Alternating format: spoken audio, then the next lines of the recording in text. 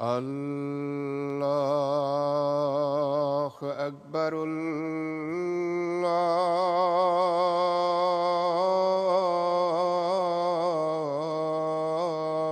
الله أكبر. لا إله إلا الله.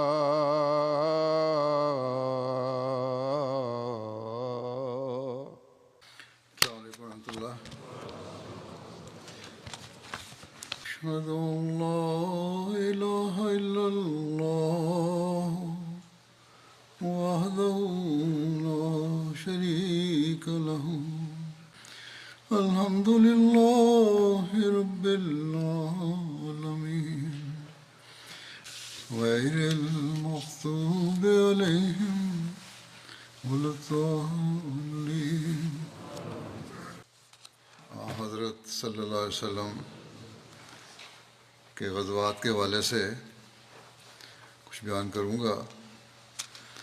آپ کی شخصیت کے پہلو اور آپ کا اسوہ ان حالات میں کس طرح ہمارے سامنے آتا ہے. جنگ بدر کے حوالے سے ہم دیکھ چکے ہیں کہ کس طرح آپ نے قیدیوں کو سہولتیں مہیا فرمائیں. قیدی خود کہتے ہیں کہ حضرت صلی اللہ علیہ وسلم کی ہدایت کی ہدایت کے مطابق کہ قیدیوں سے بہتر سلوک کرو. صحابہ اپنی خوراک سے بہتر خوراک ہمیں دیا کرتے تھے. پھر ہم نے یہ بھی دیکھا کہ جب ان قیدیوں کی رہائی کا معاملہ آیا تو بڑی آسان شرائط پر ان کو رہا کر دیا. بعض کا فدیہ تو صرف اتنا تھا کہ جن کو لکھنا پڑھنا آتا ہے وہ مسلمانوں کو لکھنا پڑھنا سکھا دیں. یہ سب اس لیے تھا کہ آپ کی کسی سے ذاتی دشمنی نہیں تھی، یعنی آپ کے دل میں ان کے لیے کسی ذاتی دشمنی کے جذبات نہیں تھے، بلکہ اللہ تعالیٰ کے دین کو مٹانے والوں کے خلاف جنگ تھی. زندگی تو قرآن کریم کے احکام کی عملی تفسیر تھی، جہاں عدل و انصاف اور امن کا قیام بنیادی اصول بیان کیے گئے ہیں. جیسا کہ اللہ تعالیٰ کی جگہ فرماتا ہے کہ یا ایھا الذین آمنوا کونوا قوامین للہ شہداء بالقسط ولا یجرمنکم شنآن قوم علی الا تعدلوا اعدلوا هو اقرب للتقوی واتقوا اللہ ان اللہ خبیر بما تعملون. اے وہ لوگو جو ایمان لائے ہو، اللہ کی خاطر مضبوطی سے نگرانی کرتے ہوئے انصاف کی تائید میں گواہ بن جاؤ، اور کسی قوم کی دشمنی ہرگز اس بات پر آمادہ نہ کرے کہ تم انصاف نہ کرو. انصاف کرو، یہ تقویٰ کے سب سے زیادہ قریب ہے. اور اللہ سے ڈرو، یقیناً اللہ اس سے ہمیشہ باخبر رہتا ہے جو تم کرتے ہو. بس آپ صلی اللہ علیہ وسلم کا اسوہ اس تعلیم کی روشنی میں ہر پہلو پر حاوی اور اس کے اعلیٰ معیار قائم کرنے والا تھا. آج عہد کے حوالے سے کچھ بیان کروں گا.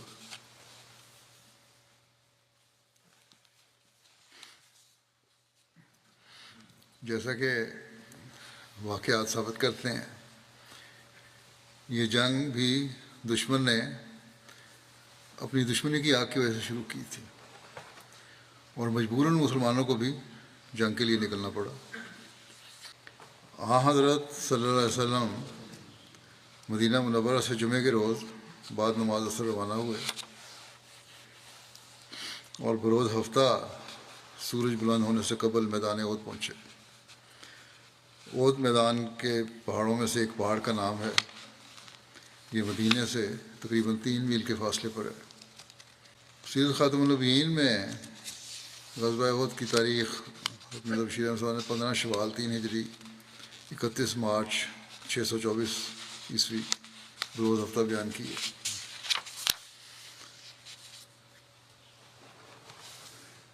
اس کی تفصیل مزید اس طرح ہے کہ یہ اس غزوے کا سبب یہ ہوا کہ جب غزوہ بدر میں قریش کو ایک عبرتناک شکست ہوئی تو قریش کے سرکردہ لوگوں میں سے جیسے عبداللہ بن ابی ربیہ، اکرمہ بن ابو جہل اور صفوان بن امیہ، اسود بن مطلب، جبیر بن مطعم، حارث بن ہشام، حویطب بن عبدالعزیٰ اور قریش کے دوسرے کچھ سرکردہ ابو سفیان کے پاس آئے، جن کا اس تجارتی قافلے میں مال تھا جو جنگ بدر کا سبب بنا تھا۔ یہ تجارتی مال مکے میں لا کر حسب دستور دارالندوہ میں رکھ دیا گیا، اور بدر کے کچھ عرصے بعد ان لوگوں نے آ کر ابو سفیان سے کہا کہ محمد صلی اللہ علیہ وسلم نے ہمارے بے شمار آدمیوں کو قتل کر دیا، اس لیے اس مال تجارت سے محمد صلی اللہ علیہ وسلم کے ساتھ لڑنے کے لیے جنگ کی تیاری کریں۔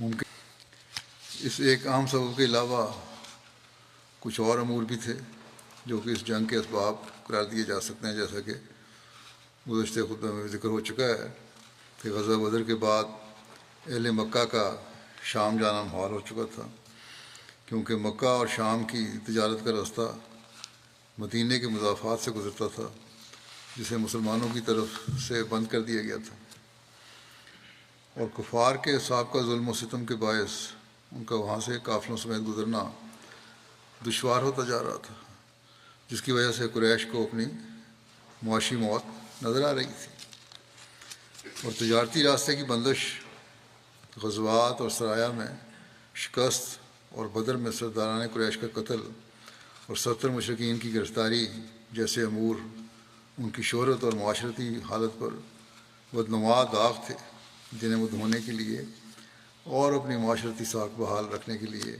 انتقام لینا چاہتے تھے، تاکہ قریش مکہ کی گرتی ہوئی سیاسی اور مذہبی ساکھ کو بحال کیا جا سکے،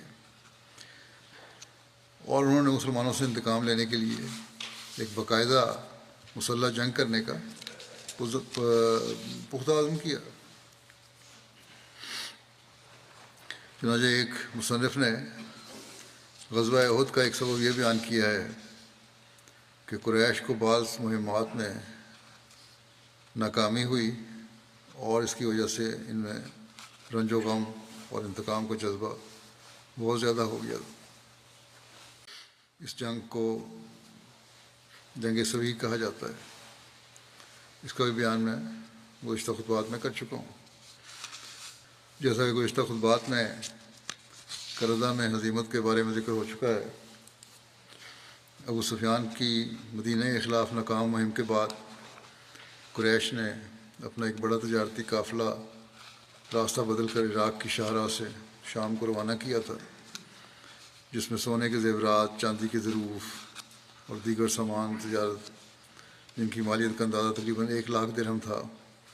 جب یہ قافلہ کردہ چشمے پر اتر رہا تھا تو حضرت زید بن حارثہ نے مدینہ کی حدود کے اندر قافلہ قریش کو روک لیا تھا۔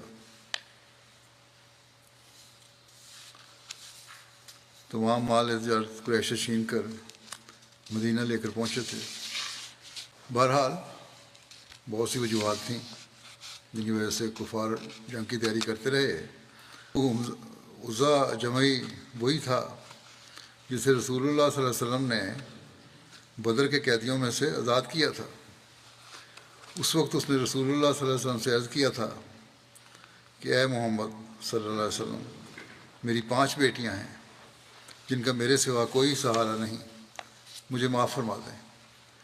آپ صلی اللہ علیہ وسلم نے نہ صرف معاف کیا بلکہ اسے بغیر فدیے کے آزاد بھی کر دیا۔ باقی ان تیاریوں کی جو جنگ کے لیے کر رہے تھے وہ حضرت عباس رضی اللہ عنہ کی طرف سے آپ صلی اللہ علیہ وسلم کو اطلاع ہو گئی، جس کا ذکر ہے کہ رسول اللہ صلی اللہ علیہ وسلم خود سعد بن ربیع کے گھر تشریف لے گئے اور ان کو حضرت عباس کے خط کے بارے میں بتایا اور فرمایا مجھے بھلائی کی امید ہے، تم اس خبر کو مخفی رکھنا۔ جب رسول اللہ صلی اللہ علیہ وسلم سعد کے گھر تشریف لائے تھے تو ان کی اہلیہ ان کے پاس آئیں اور کہا حضرت صلی اللہ علیہ وسلم نے کیا فرمایا ہے. وہ ان کا اندر گھر کے اندر سے سن رہی تھیں جو باتیں ہوئیں. سعد نے کہا تم ایسے کیا؟ اس نے کہا میں نے ساری باتیں سن لی ہیں. اور جب اس نے یہ سب کچھ بتا دیا سعد نے کہا انا للہ. پھر کہا میرا خیال نہ تھا کہ تم ہماری باتیں سن رہی ہوگی.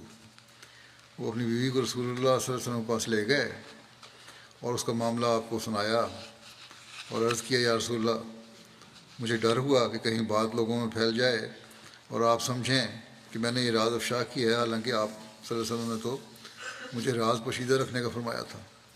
اس پر رسول اللہ صلی اللہ علیہ وسلم نے فرمایا ٹھیک ہے جانے دو اب اس کو عورت کو. مرزا بشیر احمد صاحب نے سید ختم النبیین میں حضرت عباس کی اطلاع کا ذکر کرتے ہوئے اس طرح لکھا ہے کہ جس تجارتی قافلے کا ذکر جنگ بدر کے حالات میں گزر چکا ہے، اس کے منافع کا روپیہ جس کی مالیت 50,000 دینار تھی، رؤسائے مکہ کے فیصلہ کے مطابق ابھی تک دارالندوہ میں مسلمانوں کے خلاف حملہ کرنے کی تیاری کے واسطے محفوظ پڑا تھا. اب اس روپے کو نکالا گیا اور بڑے زور شور سے جنگ کی تیاری شروع ہوئی. مسلمانوں کو اس تیاری کا علم بھی نہ ہوتا اور لشکر کفار مسلمانوں کے دروازوں پر پہنچ جاتا، مگر حضرت صلی اللہ علیہ وسلم کی بیدار مغزی نے تمام ضروری احتیاطیں اختیار کر رکھی تھیں. بہت سی عورتوں نے بھی جوش انتقام میں جنگ میں مردوں کے ہمراہ جانے کے لیے اصرار کیا، جس پر ایک شخص نے مجلس مشاورت میں کہا کہ ہم سروں پر کفن باندھ کر جا رہے ہیں، اگر اپنے مقتولوں کو بدلہ نہ لے سکے تو زندہ واپس نہیں آئیں گے، اس لیے عورتوں کا ساتھ ہمارے لیے مفید ثابت ہوگا. یہ ہمارے جوش کو ابھاریں گی اور ہمیں بدر کے واقعات یاد دلا کر آگے بڑھنے کا جذبہ پیدا کریں گی. باقی اس کی تفصیل انشاءاللہ آئندہ بیان ہوگی. فلسطینیوں کے لیے دعائیں کرتے رہیں. جنگ بندی ختم ہونے کے بعد پھر ان پر بلا تفریق بمباری ہوگی اور پھر معصوم شہید ہوں گے. کتنا ظلم ہوگا اللہ بہتر جانتا ہے. ان کے مستقبل کے بارے میں بڑی طاقتوں کے ارادے جو ہیں بڑے خطرناک ہیں، اس لیے بہت دعاؤں کی ضرورت ہے ان کے لیے. اللہ تعالیٰ رحم فرمائے.